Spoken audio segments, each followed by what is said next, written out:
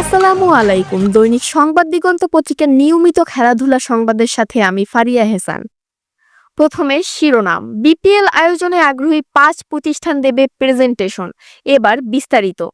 Bangladesh premier league টি-20 আয়োজনের জন্য sports marketing পরামর্শক নিয়োগের আগ্রহপত্র জমা দেওয়ার দিনক্ষণ শেষ হয়েছে। এক সংবাদ বিজ্ঞপ্তিতে বাংলাদেশ ক্রিকেট বোর্ড জানিয়েছে মোট ৫টি প্রতিষ্ঠান আগ্রহ দেখিয়েছে, যার মধ্যে ৪টি বিদেশি। গত ১০ই জুলাই বিপিএল আয়োজনে আগ্রহী প্রতিষ্ঠানের কাছে আগ্রহ জানতে চেয়ে বিজ্ঞপ্তি প্রকাশ করে বিসিবি।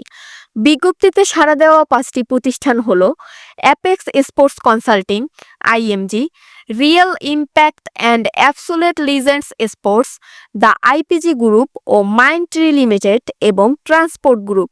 আগ্রহী এই প্রতিষ্ঠানগুলোর মধ্য থেকে বিসিবি একটি সংক্ষিপ্ত তালিকা প্রকাশ করবে। তাদের কাছে বিস্তারিত প্রেজেন্টেশন ও অর্থনৈতিক প্রস্তাব চাওয়া হবে।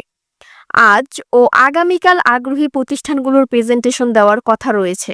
এরপর টুর্নামেন্ট আয়োজনের দায়িত্ব চূড়ান্তভাবে একটি প্রতিষ্ঠানকে দেবে বলে জানিয়েছে বিপিএল গভর্নিং কাউন্সিল। সবশেষ বিপিএল এর ১১তম আসরে চরম অরাজকতার কারণে এবার নড়েচড়ে বসেছে বিসিবি। তাই ফ্র্যাঞ্চাইজি চূড়ান্ত করার আগে স্পোর্টস মার্কেটিং পরামর্শক নিয়োগের সিদ্ধান্ত নিয়েছে বিপিএল গভর্নিং কাউন্সিল। মূলত যে প্রতিষ্ঠানকে নিয়োগ দেওয়া হবে তারাই ফ্র্যাঞ্চাইজি নির্ধারণ থেকে শুরু করে বিপিএল এর সব ধরনের কার্যক্রম পরিচালনা করবে।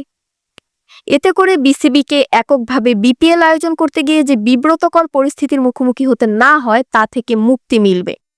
যদিও এই প্রক্রিয়া নিয়ে নানা আলোচনা সমালোচনাও রয়েছে। বিসিবির পরিকল্পনা অনুযায়ী আগামী ডিসেম্বর-জানুয়ারিতে বিপিএল আয়োজনের লক্ষ্য রয়েছে। এবারের আয়োজনকে আরও সুসংগঠিত করতে ইতিমধ্যেই বিভিন্ন অংশীজনের কাছ থেকে পরামর্শ নিয়েছে বিসিবি।